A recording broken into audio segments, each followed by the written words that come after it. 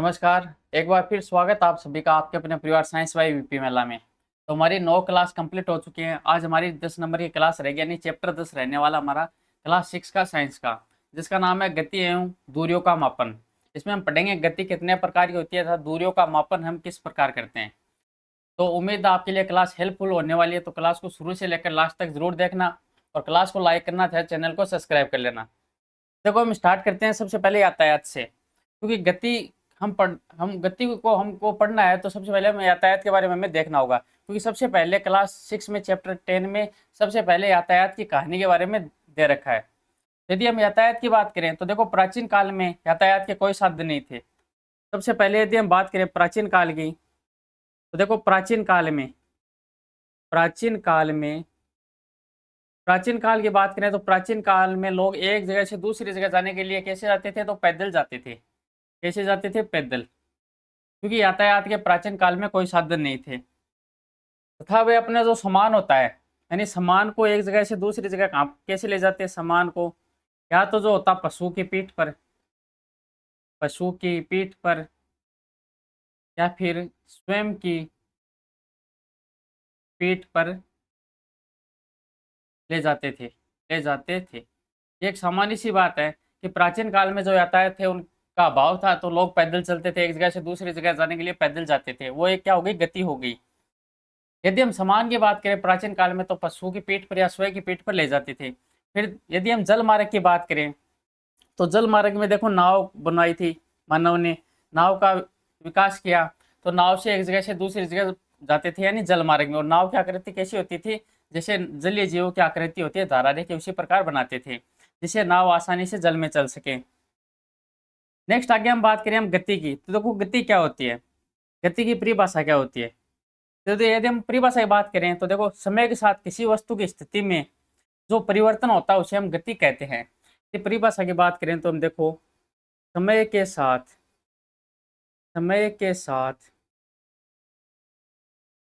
किसी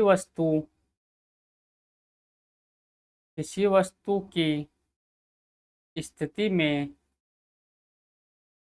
में परिवर्तन को गति कहते हैं। क्या कहते हैं? गति कहते हैं। यानी किसी वस्तु है, कोई वस्तु है, उसमें समय के साथ उसकी स्थिति में परिवर्तन होता है तो उसे हम क्या बोलेंगे? गति बोलेंगे। जैसे मान लीजिए ये एक पॉइंट है, यहाँ पर एक ये वस्तु रखी हुई है और ये वस्तु इसमें समय के साथ, यानी देखो हम बात करें कि 10 सेकंड के बाद, कितने सेकंड के बाद, 10 सेकंड के बाद ये वस्तु यहाँ से यहाँ पर आ गई। यानी 10 सेकंड के अंदर, यानी समय के साथ पहले वस्तु इस स्थिति पर थी, यानी ए पॉइंट पर थी, अब कौन से पॉइंट पर है? बी पॉइंट पर है। तो 10 सेकंड के अंदर वस्तु ए पॉइंट से बी पॉइंट पर गई है, यानी समय के साथ उसकी स्थिति में भी परिवर्तन हुआ है। तो इस परिवर्तन को हम क्या बोलेंगे? इस परिवर्तन को हम गति बोलते हैं। और देखो गति का मापन हम कैसे करते हैं, दूरी का मापन। तो किसी वस्तु की स्थिति में जो परिवर्तन होता है उसका मापन हम दूरी मापन के द्वारा करते हैं, जो हम आगे पढ़ेंगे मात्रक में। तो गति परिभाषा आपको समझ में आ गई होगी, यानी समय के साथ किसी वस्तु की स्थिति में जो परिवर्तन होता है उसे हम गति कहते हैं। नेक्स्ट हम बात करें मात्रक की। मात्रक क्या होता है? तो देखो मात्रक की परिभाषा होती है किसी अज्ञात राशि का उसी प्रकार की कुछ ज्ञात राशि से तुलना करना ही क्या होता है? मापन कहलाता है। तथा इस ज्ञात निश्चित राशि जो ज्ञात होती है, निश्चित राशि, उसे हम क्या बोलेंगे? मात्रक कहते हैं। जैसे देखो पहले परिभाषा लिखते हैं हम, किसी अज्ञात राशि का उसी प्रकार की कुछ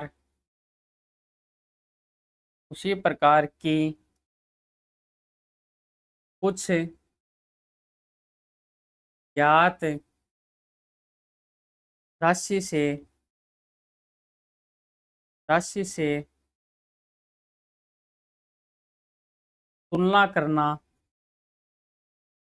क्या कहलाता है? मापन कहलाता है। यानी मापना, यानी मापन कहलाता है। यानी इसमें किसकी बात हो रही है? एक तो होती है राशि ज्ञात, दूसरी क्या होती है? अज्ञात राशि होती है। और जो अज्ञात राशि होती है उसका उसी प्रकार की जो ज्ञात राशि होती है उसके साथ तुलना करना क्या कहलाता है? मापन कहलाता है। तथा जो निश्चित, यानी जो राशि इसमें दे रखी है ज्ञात राशि, उसे हम क्या बोलेंगे? मात्रक बोलते हैं। जो एक ज्ञात राशि है, ज्ञात राशि को क्या कहते हैं? मात्रक कहते हैं, मात्रक कहते हैं। जैसे हम बात करें, देखो एक हमारे पास दे रखा है, जैसे 8 दे रखा है। अब हमें नहीं पता 8 क्या है, ज्ञात है अज्ञात है। दूसरी तरफ हमें दे रखा है मीटर, ये हमने दूरी मापी। अब मापी दूरी किस में, मीटर में, किलोमीटर में, फुट में, सेंटीमीटर में, या मैं नहीं पता। तो यहाँ पर मीटर क्या है, मीटर तो पहले से एक मीटर में इतना होता है, तो मीटर क्या हो जाएगी यहाँ पर, ज्ञात राशि हो जाएगी। क्या हो जाएगी? ज्ञात राशि हो जाएगी। और ज्ञात राशि हमने अभी पढ़ा था, ज्ञात राशि क्या होती है? ज्ञात राशि होती है मात्रक। यानी मीटर एक मात्रक है। किसका मात्रक होता है? दूरी का। तो ये कितना हो जाएगा इन दोनों से? 8 मीटर हो जाएगा, यानी 8 मीटर दूरी तय की।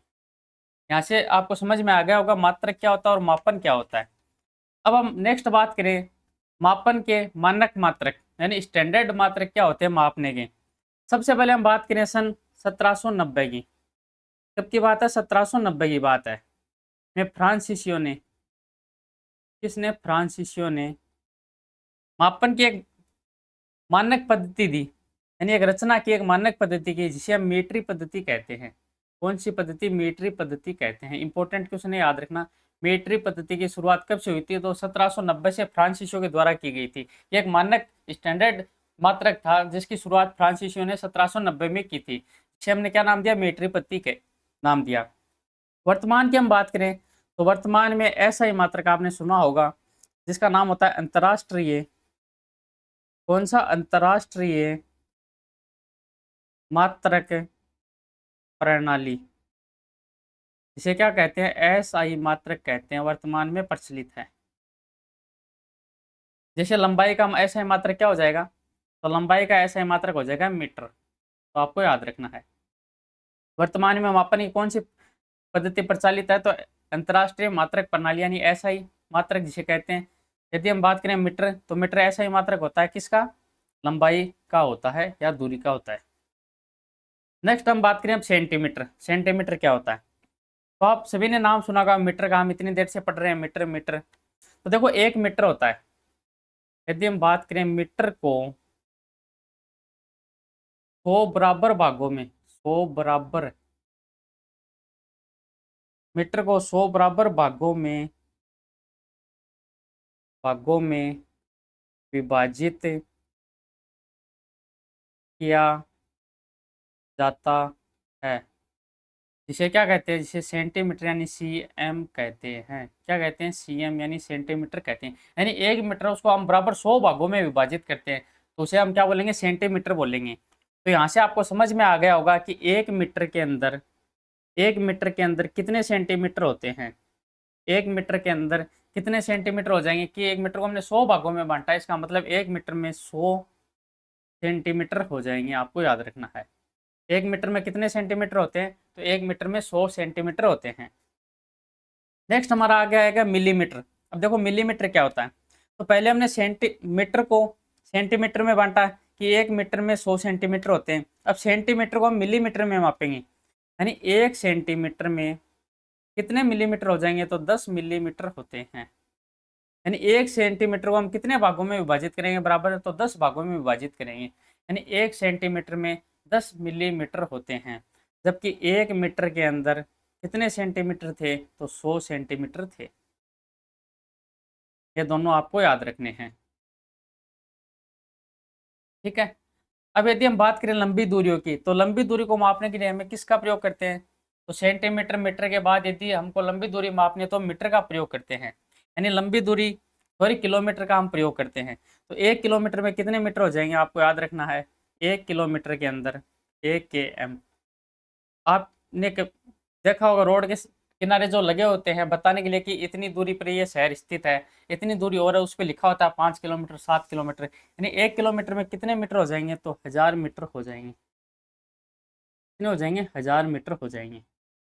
ये तीनों आपको याद रखना है कि 1 किलोमीटर में कितने मीटर होते हैं? 1000 मीटर होते हैं। 1 मीटर में कितने सेंटीमीटर होते हैं? तो 100 सेंटीमीटर होते हैं। 1 सेंटीमीटर में कितने मिलीमीटर होते हैं? तो 10 मिलीमीटर होते हैं। नेक्स्ट हमारा आता है वक्र रेखा की लंबाई मापना। अब वक्र रेखा की हम लंबाई कैसे मापते हैं? मीटर के द्वारा, फुट के द्वारा माप सकते हैं। तो सबसे पहले आपको पता होगा वक्र रेखा कैसी होती है। मान लीजिए ये एक पॉइंट है, ए पॉइंट है, ये एक पॉइंट है, बी पॉइंट है। अब ये रेखा है, बताओ इसकी दूरी हम क्या फुट, मीटर, किलोमीटर, सेंटीमीटर में माप सकते हैं क्या डायरेक्ट फुट को लेकर? तो हम फुट के द्वारा इसकी लंबाई को डायरेक्ट नहीं माप सकते। तो इसकी लंबाई को मापने के लिए हमें किसकी सहायता लेनी पड़ेगी? धागे की सहायता लेनी पड़ेगी। यानी धागे की सहायता से हम इसकी दूरी को माप सकते हैं। धागे की सहायता से वक्र रेखा की हम लंबाई को माप सकते हैं। नेक्स्ट हमारा आता है गति के प्रकार। क्या गति के प्रकार, कितने प्रकार की गति होती है? तो 6 क्लास में मुख्यतः 3 प्रकार की गति दे रखी है, सरल रेखीय गति, वृत्तुल गति, इसके अलावा दे रखा है आवृत्ति गति। तो सबसे पहले हम पढ़ेंगे सरल रेखीय गति के बारे में। देखो गति के प्रकार कौन से हो गए? सरल रेखीय हो गए, सरल रेखीय हो गई, वृत्तुल गति हो गई, वृत्तुल गति हो गई, इसके अलावा आवृत्ति गति हो गई। कौन सी होगी? आवृत्ति गति हो गई।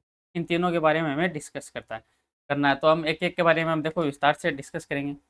सबसे पहला हमारा आ जाएगा सरल रेखीय गति। कौन सी गति है? सरल रेखीय गति। यानी सरल रेखीय गति कौन सी होगी? एक सीधी रेखा के अनुदिश जो गति होती है उसे हम सरल रेखीय गति कहते हैं। तो सीधी सी बात होगी, सरल रेखा के अनुदिश। कौन सी रेखा के अनुदिश? सरल रेखा के अनुदिश, सरल रेखा के अनुदिश। यानी रेखा कैसी होनी चाहिए? सरल होनी चाहिए। सरल रेखा के अनुदिश यदि हम गति करते हैं तो वो गति कौन सी हो जाएगी? हमारी सरल रेखीय गति हो जाएगी।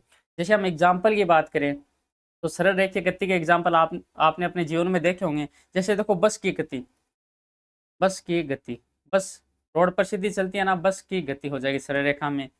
इसके अलावा गिरता हुआ पत्थर, यदि कोई पत्थर गिर रहा है ऊपर से तो गिरता हुआ पत्थर वो भी सरल रेखा में गति करता है।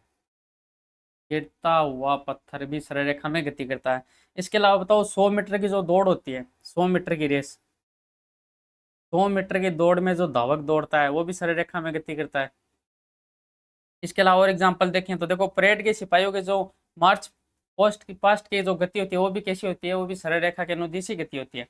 तो सरल रेखा गति कौन सी हो जाएगी? जो सरल रेखा के अनुदिश गति होती है। एग्जाम्पल में हमने बस की गति की बात की, गिरता हुआ पत्थर है, 100 मीटर की दौड़ में जो धावक दौड़ लगाता है वो गति कौन सी हो जाएगी? सरल रेखीय गति हो जाएगी। नेक्स्ट हमारी आती है वर्तुल गति। तो वर्तुल गति में क्या होता है? देखो इस प्रकार की गति में वस्तु की जो स्थिति होती है वो किसी नियत बिंदु से समान दूरी पर रहती है। जैसे मान लीजिए ये कोई बिंदु होगा ए, अब कोई वस्तु गति कर रही है तो इस बिंदु से बराबर दूरी पर गति करती है। इस प्रकार देखो ये दूरी होगी लगभग बराबर, तो इस पथ में वो गति करेगी। यानी इस बिंदु से वो समान दूरी पर एक वर्ताकार पथ में गति करेगी। इस प्रकार की गति में वस्तु की किसी नियत बिंदु से दूरी समान रहती है। यह दूरी और ये दूरी क्या होंगी? समान होंगी। इसके अलावा ये दूरी, ये दूरी, ये जो हमने 4 दूरियों में अलग अलग बांटा है, चारों दूरियां क्या होंगी? समान होंगी। तो इस प्रकार की गति को हम क्या बोलेंगे? वर्तुल गति बोलेंगे। एग्जाम्पल की हम बात करें तो देखो पहिए की गति, किसकी गति? पहिए की गति। साइकिल का पहिया, बाइक का पहिया, गाड़ी का पहिया होता है वो वर्तुल गति करता है। यानी पहिए का आकार वो चारों ओर से बराबर होता है तो पहिए की गति हो जाएगी। घड़ी की जो सुई होती है, आपने देखा होगा घड़ी की सुई, घड़ी की सुई की गति, उसका आकार भी सेम समान दूरी तय करती है ना। ऐसे तो है नहीं कि थोड़ी 5 मिनट में घड़ी की सुई लंबी हो जाएगी फिर 5 मिनट में छोटी हो जाएगी, ऐसे तो होता नहीं। तो घड़ी की सुई की गति भी आ जाएगी इसमें वर्तुल गति में। पंखे की पंखुड़ियाँ, जैसे हमारे पंखा चलता है उसकी पंखुड़ियाँ भी समान दूरी है वो वर्ताकार पथ में तय करती है तो वो गति हो जाएगी। डोरी से बंधे हुए पत्थर को घुमाने पर, जैसे हम डोरी से बांधकर किसी पत्थर को घुमाते हैं वर्ताकार तो वो भी समान दूरी में ही गति करता है, उसे क्या बोलेंगे? हम वर्तुल गति बोलेंगे। नेक्स्ट हमारे आ जाएगी आवृत्ति गति। ऐसी गति जो निश्चित समय अंतराल के बाद दोहराई जाती है। यानी इसमें क्या होता है? निश्चित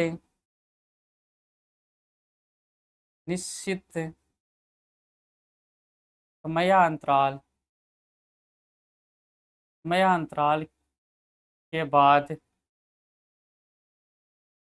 गति दोहराई जाती है। क्या की जाती है? दोहराई जाती है। जैसे एग्जाम्पल की हम बात करें तो पेंडुलम की गति, किसकी गति हो जाएगी? पेंडुलम की गति। किसका और एग्जाम्पल हो जाएगा? तो आवृत्ति गति का एग्जाम्पल हो जाएगा। इसके अलावा यदि बात करें हम सितार की जो डोरी गति होती है उसमें आवृत्ति गति होती है। सिलाई मशीन की सुई की जो गति होती है, सिलाई मशीन की सुई एक बार नीचे जाती है फिर ऊपर जाती है, फिर नीचे, फिर ऊपर, फिर नीचे, ऊपर, ऐसे गति करती है। यानी एक समय में एक बार नीचे आती है, फिर ऊपर, फिर वापस नीचे, यानी वो गति वापस दोहराएगी, फिर ऊपर जाती है। तो ये कौन सी गति हो जाएगी? आवृत्ति गति हो जाएगी। इसके अलावा यदि हम बात करें, देखो मान लीजिए ये एक गेंद है और ये एक फर्श है, और इस फर्श पर ये गेंद लुढ़कते हुए यहाँ से यहाँ आ गई, यहाँ से कहाँ पर आ गई? यहाँ पर आ गई। तो इस गेंद ने कौन सी गति की थी बताओ? तो इसमें दो प्रकार की गति होती है, एक तो होती है घूर्णन गति। कौन सी होती है? घूर्णन गति। फर्श पर लुढ़कती हुई गेंद घूर्णन गति तथा सरल रेखीय गति दोनों करती है। घूर्णन तथा सरल रेखीय गति, सरल रेखीय गति। और पृथ्वी कौन सी गति करती है? तो घूर्णन गति करती है। तो उम्मीद है आज की क्लास आपको पसंद आई होगी। आज के लिए इतना ही, धन्यवाद।